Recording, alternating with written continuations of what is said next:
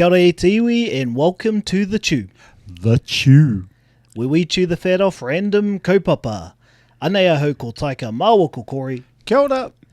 Coming at you from the Arrowtown Marae once again in Ka Muriwai. And today, e te iwi, we will be chewing the fat off, growing up pohara or growing up poor. Growing up pohara. And we know there are wānau and people out there who, you know, are actually well below the breadline, but these are from our experiences. Yeah. So this is what we classify as growing up slightly hard, I suppose. Yeah. Don't get us wrong. We, you know, had a whare and a whānau and, you know, food provided, but these are just some of our experiences around the term that we have as pohara. Pohara. Yeah. So what you got, Hika? Well, first of all, just to kind of start this off, you're probably the same, bro, but I didn't actually realise we were poor because that was just life. And it's not until you used to go to school and you would compare some of your things with the things that other people had. Yeah. And you're like, oh, how come we don't have any of those things, you know? And you'd hear strange things. And even for a long time, I still didn't think I was poor. I just thought the other kids were like culturally different or something. Yeah. Yep. That were like, oh, they're just different. They're strange. When really, at the core of it, we just didn't have a lot of money, and and it didn't bother me because I didn't know any better. You know. Yeah. That was just your normal, right? That was your just normal. Yeah. Similar for us, it was like, how come we don't go and shop at Dellison's? Yeah. Maybe that's just a farmer's, you know, only farmers go to that store and it's not really for us. Yeah. Woolworths, Decca, all of those, like, because back in the day, you remember Woolworths, bro? Was that too long ago? Nah, Woolworths, Oh, Right Price. I'm not sure if you had a Right Price or... Nah, we didn't have one in Gizzy. Yep. Yeah. Decca, absolutely. Yeah, we had, before Decca, we had Woolworths, and Woolworths whānau is not the food supermarket that we know now. It was like a big department store. And then it turned into Decca. Yep. Dirty old Decca. So we always, and now it's the warehouse. Yeah. Or farmers, you know. If you got a little bit of extra money in your in your pay packet, you go to farmers. Or if you won the lotto, you go to Hellenstein's. Well, even the whatever is pretty flash now, you know. They've got some labels in there. I think they bought in, what was it, the filler label into the whatever. Yeah. They had Puma in there for a while. They had like Body Glove as well. Because I used to like Body Glove before the warehouse got it. As soon as the warehouse started selling it, I'm like, oh, stink. Scum. It's scum can't clothing. wear that anymore. They might have even had Stussy or something like that. Yeah. That's a bit of a throwback label. Yeah. Back to the old days. And that one starts with M. You know that one? Nah, can't remember. Mossimo. That's the one I was thinking of. Yeah, I had a shirt and some Mossimo shoes. But what sort of examples you got from back in the day, you know, growing up? Oh, you know, it was just, I guess the classic one that we all went through, bro, was hand-me-down clothes. Yeah. Yep. So we just, anyone who doesn't know what hand-me-down clothes are, well, for one, you're obviously too rich. Because hand-me-down clothes were, you know, clothes that were handed down from previous people, generations. And so, you know, I don't know about you, bro, but back home, hand-me-downs was like an extended whānau hand-me-down. So it wasn't just hand-me-downs from your elder brothers or your older sisters, but it was from whoever was in the family. Yeah. So we'd share all our clothes and then, you know, when we grew out of them, they got passed on to somebody else down the track. So that was back when clothes lasted a long time, eh? You know, like turtleneck jerseys and stuff like that. I was like, skivvies. Oh, man. I used to always have to wear skivvies and jerseys all the time. Well, the hand-me-down school uniform from where I grew up wasn't even in the whānau. It was from the community. Oh, yeah, right. Yeah, so some friends of my parents The Pomoris, kia ora, the Pomori family. I was lucky enough to get the hand-me-down uniform from them, and our uniform back at high school was like a poo brown at Waverley High School. Yeah, no lie, so it was a poo brown button-up shirt. Like beige, that kind of colour. Darker than beige. Oh, yeah, darker than beige. Brown. Probably like your taiaha just in behind you, not the dark one. But but probably slightly darker. Oh, yeah. Shirt, shorts, which were like this high above your knee. So almost like stubbies. Oh, I know the ones. Yeah. They weren't shorts, but they were just a little bit longer, eh? Yeah. Brown high knee socks with a brown jersey, and then obviously the nomads if you could afford them. So a lot of the farmers and the cow cookies had the nomads. We didn't have no nomads, bro. No, we didn't. Charlie Browns. If we were lucky, or even in my case, I didn't even have the Charlie Browns. I had the black shoes with the zips on the side. Yeah, and got the name Zippy for the first couple of weeks that I was at high school from the seniors. Old Zippy. Yeah, old Zippy for having the black zip shoes. Yep. Luckily, I had some cousins who were seniors, so they stopped that mocking pretty quick. Yeah. No, it was the same with us, bro. I had hand-me-down uniform as well, especially I went to Gisborne Boys. Oh, actually, my mum might have bought some new stuff, actually, because... we used to get, so another part of, and don't get upset, whānau, out there, those of you who never went through this, but I don't care, because we got lots of freebies from Māori Affairs back in the day. Yeah. So you would just like apply, my mum used to apply for all the funding at Māori Affairs, and that used to pay for some of our uniforms. Yep. So, mum was real handy with the applying for funding, Yep. with them.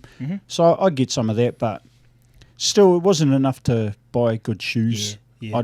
Mum would buy Van Dango's, some bargain basement shoe that no one had ever heard of. And it'd be embarrassing, because you walk into class and people, I don't know why people look at your shoes, but they go, "Fuck, bro, where'd you get those shoes from?" What second-hand shop did you get those things from? Everybody else is a nomads, bro? But, so, I was kind of lucky that we did get a little bit of uniform, but because Mum couldn't afford to replace them, so she would name tag the shit out of everything. So she'd even name tag the socks, like they have a big name tag on the top of my socks, and you'd like fold that shit over so no one could read it, But sometimes you'd forget. And your fucking name tag would be sticking out. It's a big white thing on your socks. And people would come up to you and do the old, Corey, is it? I'm like, stink. Fold it down. So, those are the fun days, Because, my mum used to flip out if I lost anything, even one sock. Yeah. Yep. So, it was hard. It was hard going when you think about it, but it was just life back then. It was just normal. Yeah, normal for us. Yeah, like when I think about it now, I think about how hard we had it, but at the time it was like, well, this is just what it is. So, I don't know about you, bro, but the high school was a tough time because we didn't have a lot of money. Yep. I went to the boarding school, Gisborne Boys High. Boarded there? Yeah, I boarded at the rectory. Yep. So that was all paid for by... Māori Affairs? No, so I had a trust fund from my dad died. My dad died real young. He was only 27. And mum had a life insurance policy out on him. So, and no, he didn't die from like nefarious means. So she actually invested a lot of the money from his life insurance for me and my sister, and it paid for all of our high school schooling and stuff. So she was onto it, Doesn't sound like a poor-hearted conversation now. I mean, we were poor-hearted, bro, but that was like the one thing that no one was allowed to touch, and So Fair we were enough lucky. too. Yeah, we were lucky Yeah. we had that because that's what paid for all of our high school schooling. But none of that money ended up in our hands, you know what I mean? It was just money to pay for stuff to make it easier for our schooling. Yep. And because I was a nerd, you know, it was real helpful for me. But I remember in the weekends, bro, you know, you don't have any money. All the other kids at the boarding school, they like, well, most of the boarding school kids are pretty rich, especially the non-Māori ones. So they had heaps of money, you know. You try and Hammering the tuck shop. and the corner dairy, Yep. you know. And so, you know, at times you'd kind of hook up with the rich Pākehā people just to kind of be their friends, so you can get a bit of a fucking, you know, a free pie here and there. Can I get some lollies? But no, most of the time I'd just do the poor harder thing, bro. And one of the worst things I used to do, or best things, I used to walk in the gutters all the time and just walk along and look in the gutter. Anytime I see a 5 cents, a 10 cents, or Lord help me, a 20 cent, I'll be cracking it because, this was my weekend routine. I'd go from the rectory, which was just out on the outskirts of Gisborne. I'd walk, how far would it be? Maybe 2 kilometres to the Spacey parlour, and I'd walk in the gutters all the way there, and hope that I found enough 5 cent pieces to get me a 20 cent by the time I got to the by the time I got to the Spacey parlour. And have a jam. Yeah, because I was pretty good at Spaceys, so there was a couple of games that with 20 cents I could play for like 4 hours. Whoa. Yeah, just do the trick on Gallagher, whānau. You let those 2 blue bees come down and you'll be right. You can play all day long. The blue bees. Yeah, the 2 blue bees in Gallagher. Yeah, on the corners, you let them come down. About 5 minutes or something. Holy moly. And then the game, then they stop shooting at you for the rest of the game, bro. It's called the trick. Well. Yeah. So I'd do that every, you know, that's how poor I was, bro. I'd be like kicking around in the gutters looking for a 5 cent piece here and there. Yep. Yeah. Yep. Our trick was to go couch diving.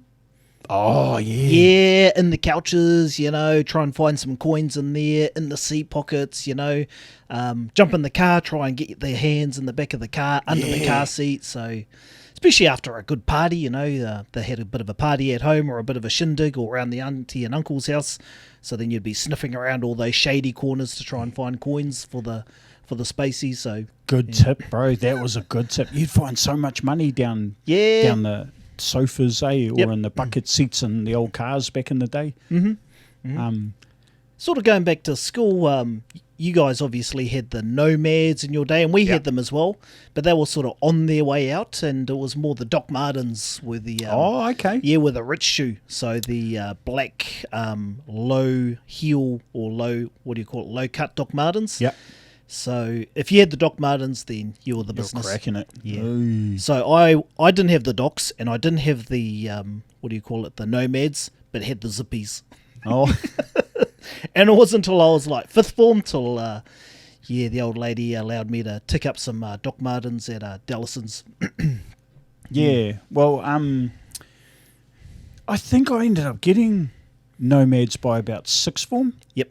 Yeah. Yep. So it was because I was working by then. Every school holidays. Well, when I say working, what I really mean is my dad would make me go and fucking cut prickles or carry dead sheep carcasses around the farm. So yeah. But you know, it was worth a little bit of money. It kept us out of trouble and got us some money for the holidays. Yeah.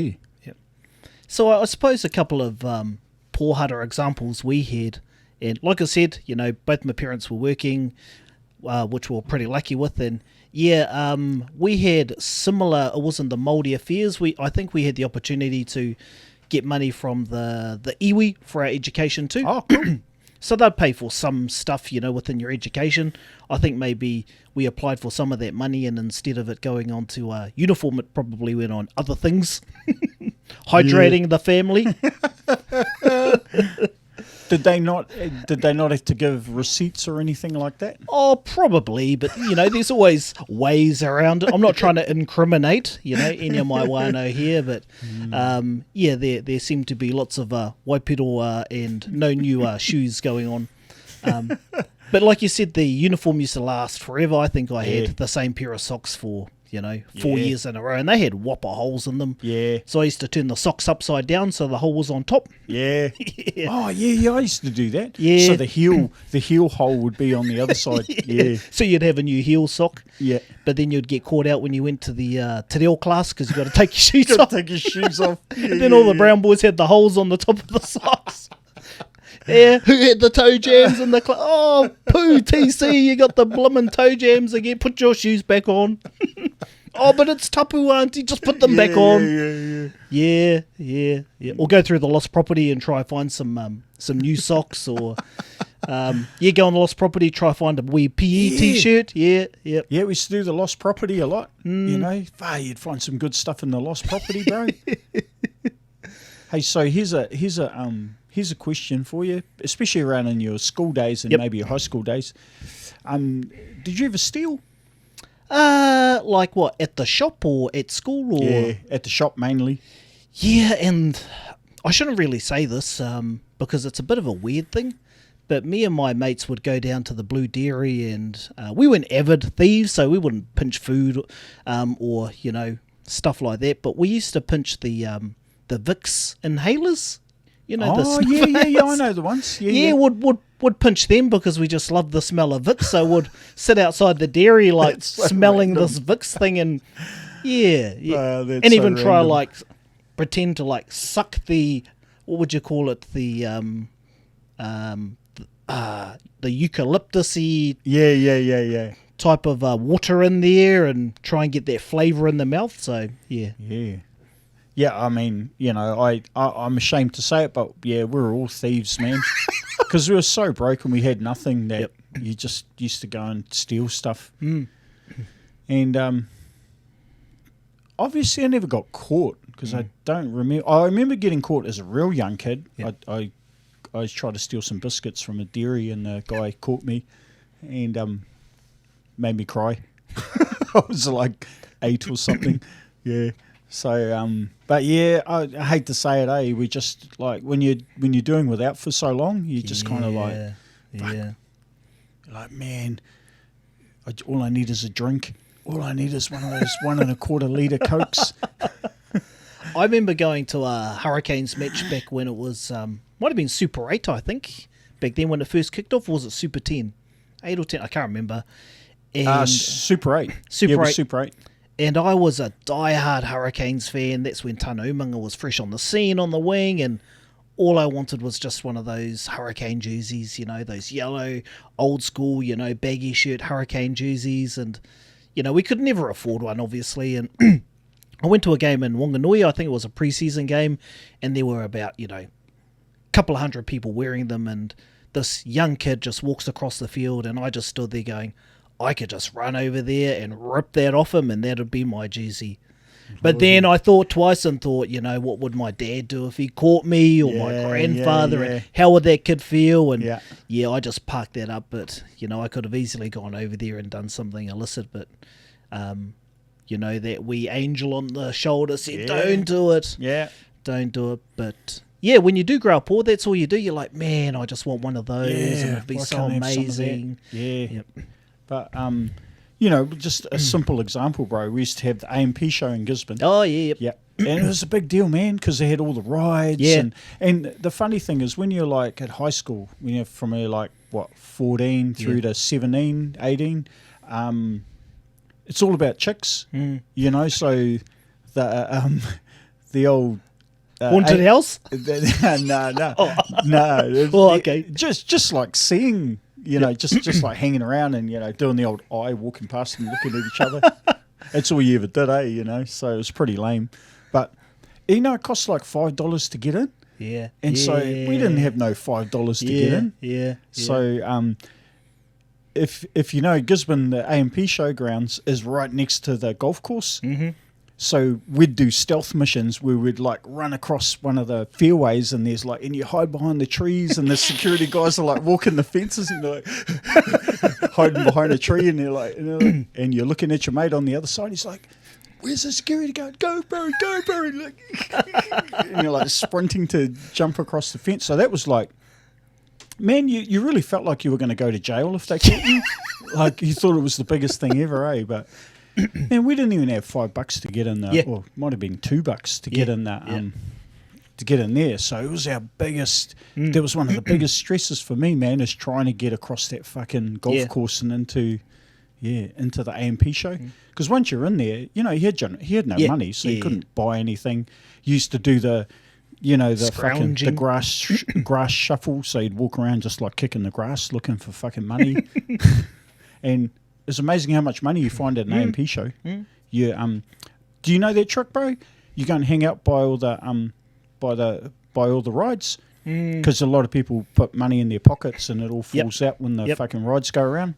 Yeah, so I was one of those ones, bro, that hung out at the bottom of the hurricane and just fucking picked up and the fucking spinning wheel and shit. The octopus. Yeah.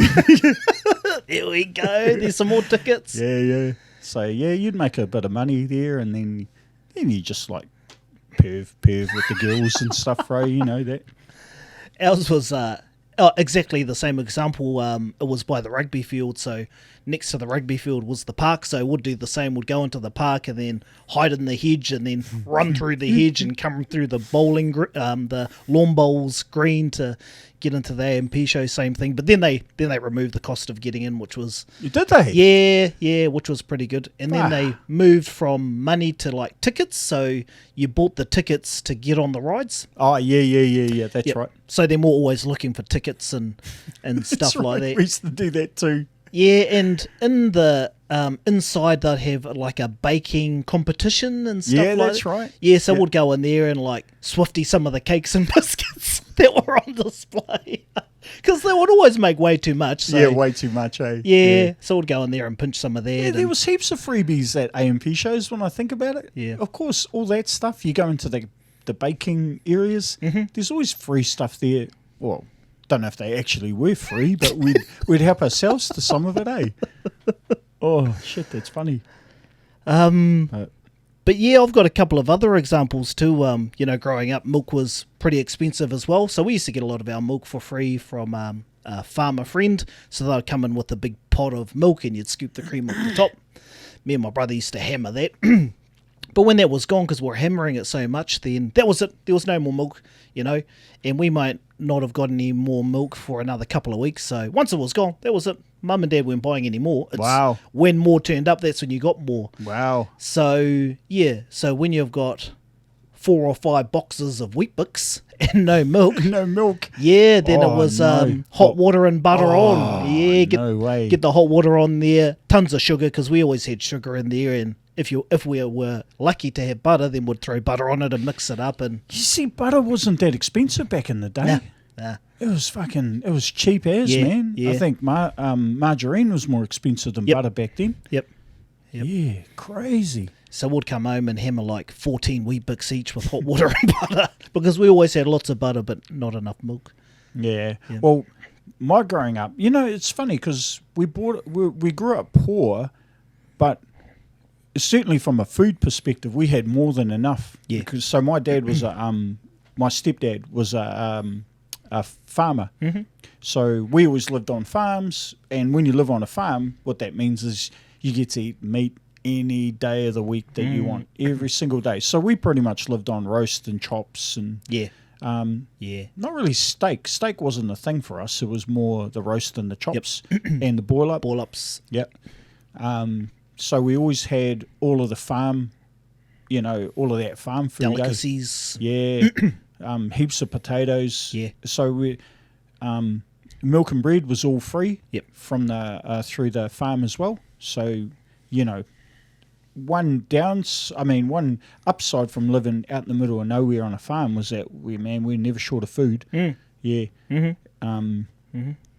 But we still sort of didn't have a lot of money, and we'd still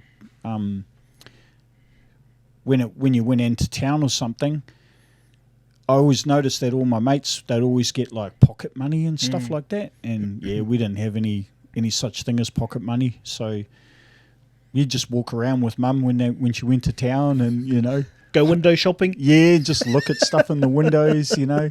Wouldn't be able to buy anything. Weren't allowed to because we just didn't have any money to buy toys or anything like that. Yep. Our toys were really just the farm dogs, you know, the pets. Cousins. Yeah, and the horses, Yep. all that kind of stuff. But yeah, it was a good life though. I'm not complaining, man. It's the type of foods that we used to always get for free, readily available from a lot of the farmers, was lamb's tails. Oh, yep. Yep. So still a delicacy now, you know, to these days, and you know, it's a bit of a social gathering for the whānau at home. So, you know, they'll get the bag of lamb's tails out. Everyone will come over for a bit of a feed, have a few beers, or you know, a few non-alcoholic drinks, and be a bit of a social occasion. But yeah, like I said, all the farmers would always drop them off to the family's houses, so we always had a surplus of lamb's tails, so they'd always bust that out on the weekend. So for us kids, it was almost like a bit of a treat, I suppose, for the weekend. Yes, we got the lamb's tails. Lamb's tails, yeah. And with the lamb's tails comes the cousins, because aunties and uncles are coming over. So then they gave us an opportunity to, you know, play with our cousins and, you know, get up to some mischief and stuff. Yeah.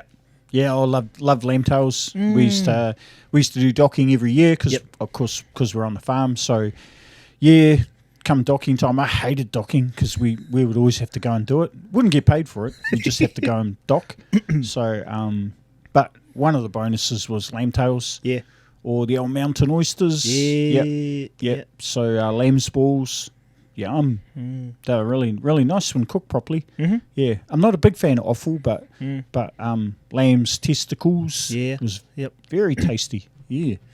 And lamb tails. Gotta love a lamb tail, man. Oh, yeah. Yum. If you're not familiar, whānau, so in the farming fraternity, I suppose, back in the day, I think it's a little bit different these days, we would amputate lamb's tails off and we would remove their testicles.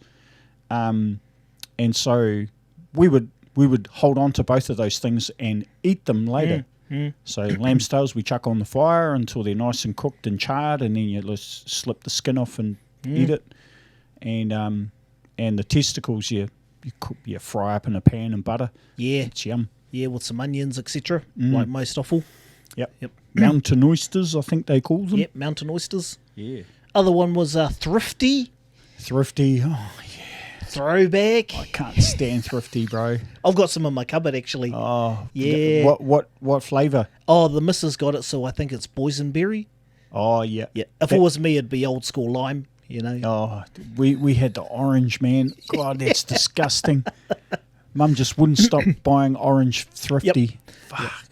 So we were allowed 2 capfuls per 2 litre. So we used to have like a 2 litre milk jug that would have as a water bottle or water jug, and we were allowed 2 capfuls in that, which pretty much just made it go green or orange and had no flavour at all. That Thrifty was such a harsh taste, man. And would you do the shots? Would you try to do the shots with it? Nah. Be like, oh, God, no, I couldn't stand the stuff, man. But it was the only cordial we had. Yeah. Like, Mum wouldn't buy Raro or anything like that. Yep. So Raro was the best stuff ever. I remember tasting someone's Raro at school and going, oh, my God, where did you get this golden water from? I'm like, and I went home and, Mum, can we get Raro? Yeah, fuck up. Shut your mouth. You get what I give you. Thrifty. A few years later, Mum tried to do half and half Raro and Thrifty. Yeah. Nah, Thrifty still overpowered the whole thing, eh? So are you supposed to put sugar with Thrifty or no? It's just Thrifty. Yeah. I mean, it probably might have helped because it just tasted like ass, man. I couldn't stand the stuff, eh? Well, I bought some for my boy. I'm like, well, if I grow up on this, then you're going to grow up on this. You. Yeah. It's good enough for him too. Yeah, absolutely. You've had enough of real juice. You know, you ain't getting just juice. You know, you're getting Thrifty. Yeah. Yeah. But, no, well, so, you know, the whānau back home, they still live in some pretty harsh conditions, you know, back home on the coast. One of my uncle's houses, I'm not going to name him, love you forever, their uncle and auntie. Their house is never in the best shape. I can just picture it. Yeah, you know, even though you haven't described it, I can just picture this sort of old, worn down, out in the country. Yeah, no, this is in Gizzy, like in the main town. In town. Yeah, in Gisborne. Yeah. But yeah, like, you know, I love that whānau so much. They've always been an important part of my growing up. So regardless of what they don't have, they're always going to be my family, and it's important to remember, you know, who they are, and how much they've supported me my whole life. So one thing I do is when I get a partner or a new partner, I like to take them back to meet my family, and you know, I've had a few girlfriends who haven't really synced with my family, because it's a bit of a culture shock for some of them. I do tend to have more European girlfriends, so you know, I sort of started bringing them back to meet my family quite early on, just to make sure that they're going to be okay with sort of, you know, with my extended family, because they need to be.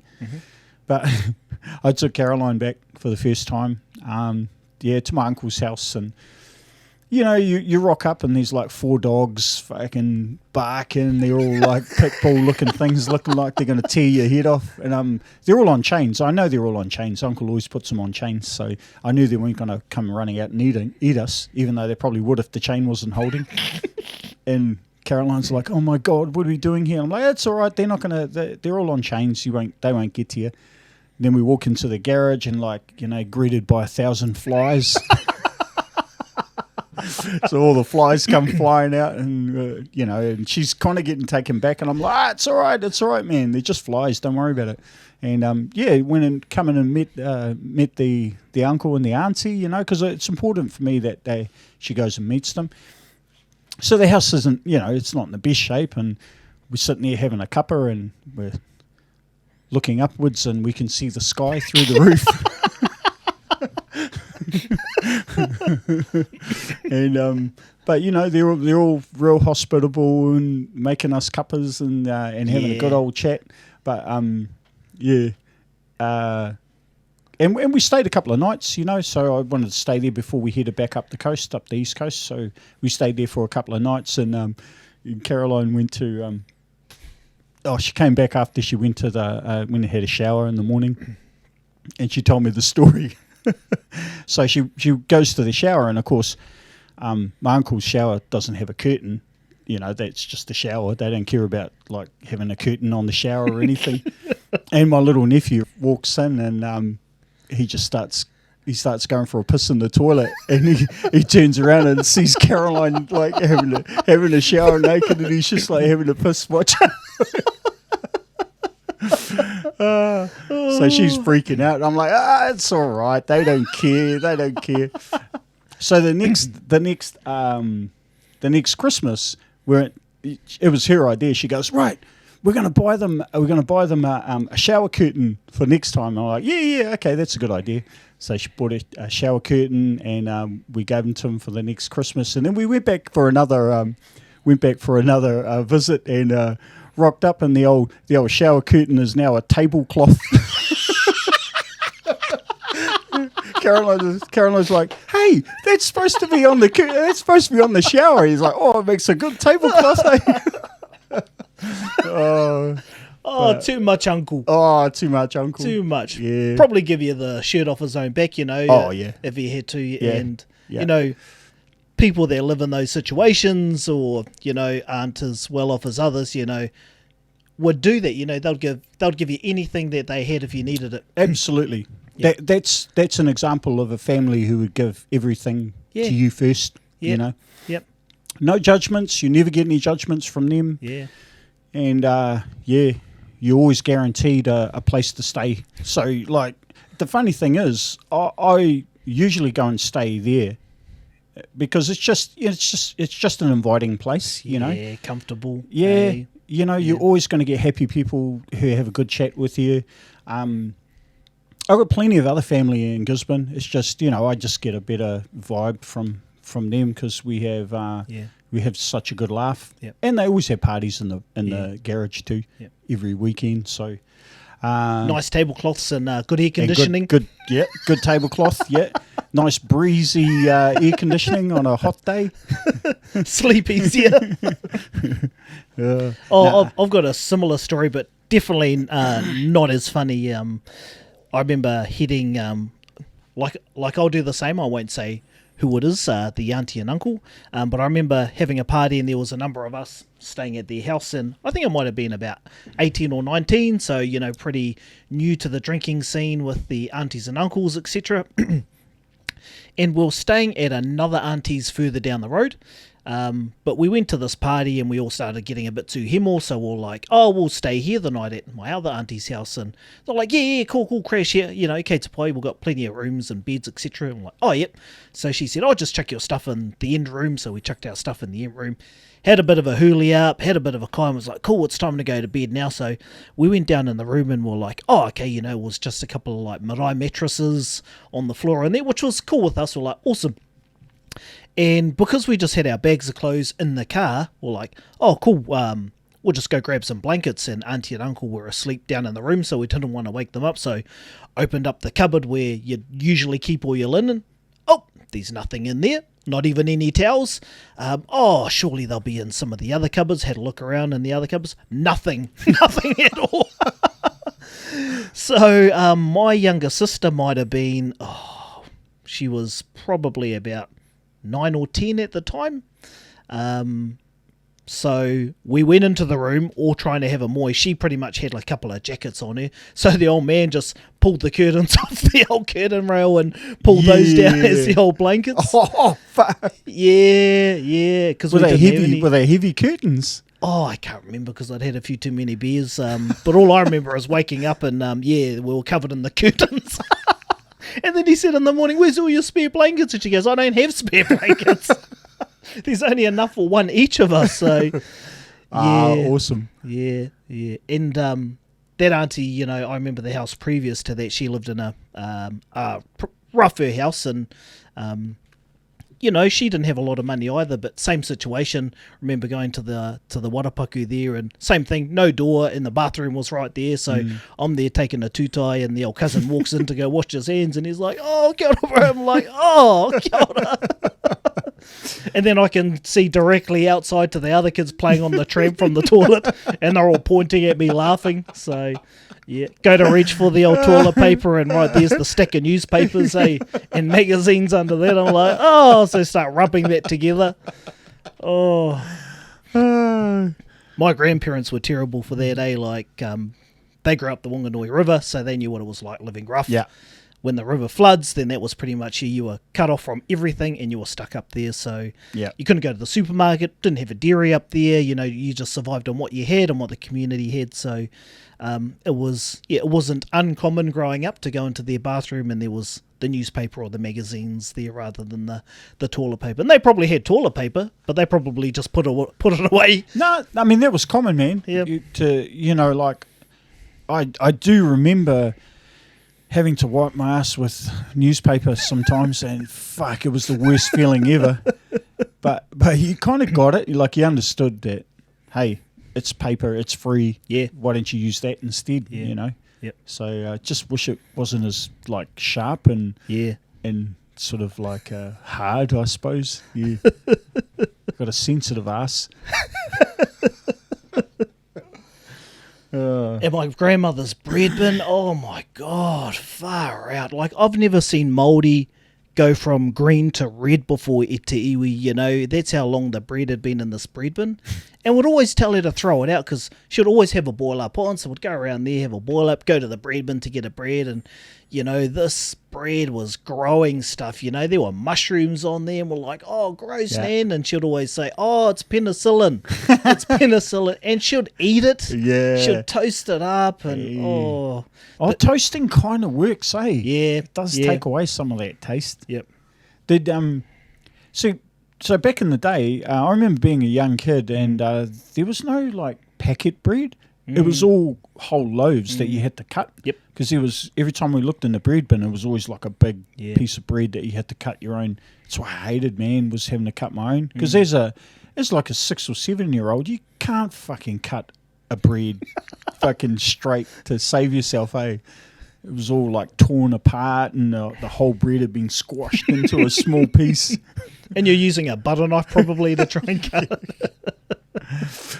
But see, that's why I started to think that's why we used to have Māori bread so often. You know, they want a bread, because I'm not sure if you've noticed, bro, but that shit never goes off. Nah. It can sit in the bread bin for like a month. Yeah. It just goes dry. Yeah, just a little bit hard and a little bit dry, but it doesn't grow fucking fungus or anything. Nope. Yeah. Nope. So, yeah, Māori bread. Like, I'd love opening up a bread bin at our auntie's house, and if you see the regular bread, you're like, ooh, don't know if I can trust that one. But you see the rewana bread, like, yes, cracking it, I'm in. You don't have to care about how long it's been in there, eh? Yeah. No, that's a good point. That's a good point, actually. Yeah. So here's a question, bro, for when you're back in the day. Mm-hmm.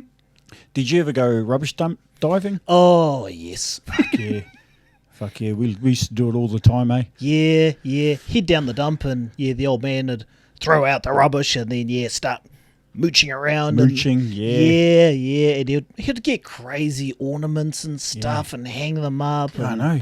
You're like, look at this chair. Fuck, it's got 3 legs, but fuck, it's awesome. You're like, what use is a chair with 3 legs? Well, I'm like, actually, you can still sit on a chair with 3 legs. So, you know. Yep. Oh, we used to find all sorts, bikes. Yeah. Heaps of bikes, you know, because never in my life have I ever had a new bike bought. Mm-hmm. It was always a hand-me-down bike or one we found at the rubbish dump. And the problem with the ones you find at the rubbish dump is there's always something wrong with them. Yep. So brakes don't work. Yeah. Wheel nuts missing off the front wheel. It doesn't have a pedal or something. I remember making a pedal out of wood, because that was all that was wrong with this bike. It just didn't have a pedal. Mm-hmm. It didn't work. It broke. So I'm like, well, I'll just ride it around without the pedal then. You know, just like the big metal bar that sticks out and you get like a sore foot. But yeah, like you find some good stuff, hey? TVs, you know. You want to talk about finding good stuff in this area, Itiwi? Oh, holy moly! The stuff they give away, the stuff they throw away in Arrowtown and Queenstown. Right. Oh, we're cracking it down here, bro. Cracking it, Itiwi. Cracking. Like, I got this super duper awesome, amazing fridge down here, which is my beer fridge. And it was like, well, we paid for it because it was on Marketplace, and it was like $50. And it's this huge, awesome, no problem with it beer fridge. I remember my sister picking up like leather couches, you know, which had only been used for probably about 6 months, given to them. Yep. Which you could probably sell anywhere else for, you know, about $1,000. Yeah, well, a friend of ours, his mum's house is just like a couple of blocks over, and she's gone into hospice care, I think. So he was, you know, they've got enough money. So he's just like selling the house and getting rid of everything. And we went over and grabbed the whole lounge suite for free. And it's an awesome lounge suite. Awesome lounge suite, yeah. Yep. So two lazy boys and a twin-seater, and then one of those fancy chairs, I don't know what you call them. Stressless. A stressless chair, is it? Yeah. Yep, which are, which start at about $4,000 if you're buying brand new, and can go up to about $8,000. Yeah, I mean, it is a pretty fucking comfy chair, to be fair. So, yeah, big shout out to Dave. Thanks, Dave. Kia ora, Dave. Yeah, we got that, and only like a month ago, we got a free kitchen. A free kitchen, man. Who gives away a free kitchen? Free kitchen. Well, Brendan does. Thank you, Brendan. Kia ora, Brendan. Yeah, so, the only catch was we had to go around and rip it out. Mm-hmm. So, yeah, me, Caroline, and Regan went over there and ripped the kitchen out. And Whānau day out. Yeah, borrowed a trailer off the bro Lindsay and dragged it all over here. And then Lindsay helped me stick it in. So, Too much. Got like a $10,000-$15,000 kitchen for free. Like, what? But that's what it's like down here, Itiwi, you know, flat screen TVs, you know, you name it, you can finish your whole house with, stuff that people just throw out, Yep. You could go to the dump down here and get, like primo stuff, man. yeah, primo, mountain bikes, barbecues. People always giving away barbecues. Oh, man. Yeah. Washing machines, Yeah. TVs, dryers. Yeah, I've got like 200 tiles up in the roof just because someone gave away some tiles. I'm like, yeah, fuck, I'll have them. And now I've had these tiles for like 6 years, bro.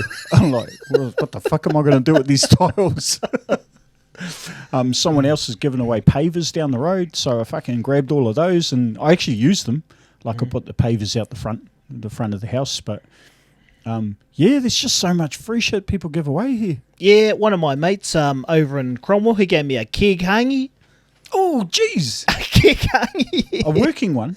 Yeah, a working keg hangi. So it was like a proper wicked. keg that had cut and, built to use as a hangi. Yeah. And then all you do is just put the burner underneath it. So he gave me that. So I've had a bit of a blitz on that last couple of weekends.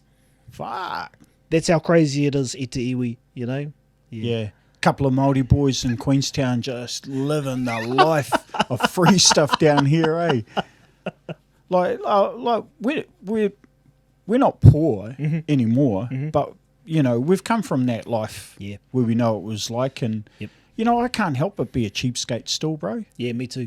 Me too. Even you got a little bit of extra money these days, but I still can't help but keep an eye on cash and worry about what I'm wasting money on. Good lesson to learn when you're growing up. How to live frugally, close to the breadline. How to stretch your money if you need to.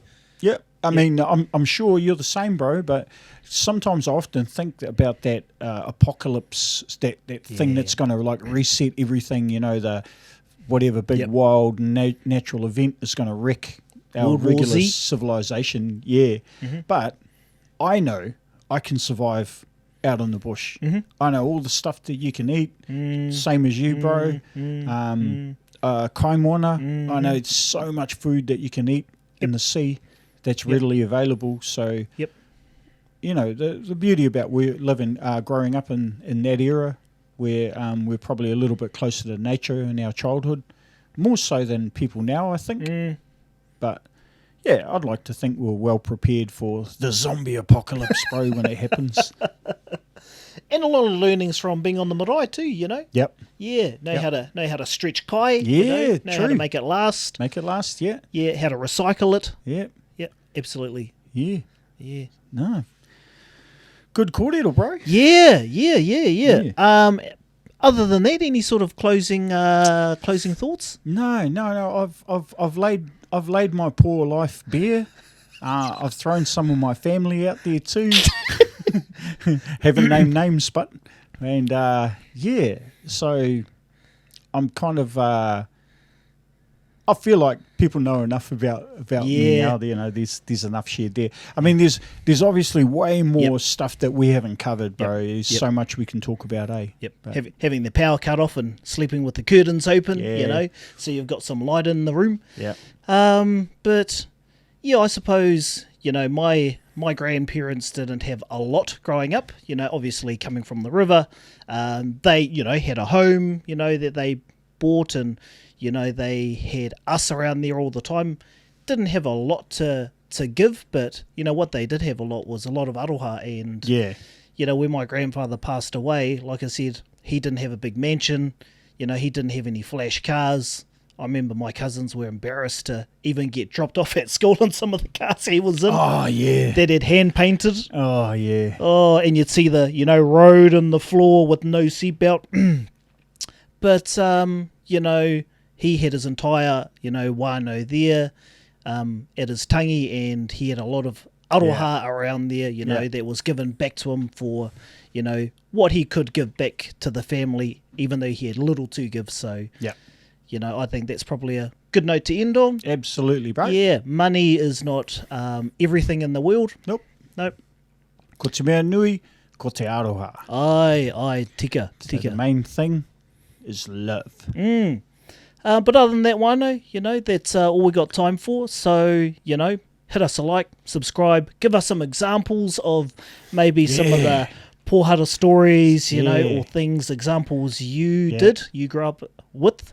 What stuff did you eat that you should never have been forced to eat? You know, any of that. And we'll catch you next time on the Chew. Mā te wā. Mā te wā.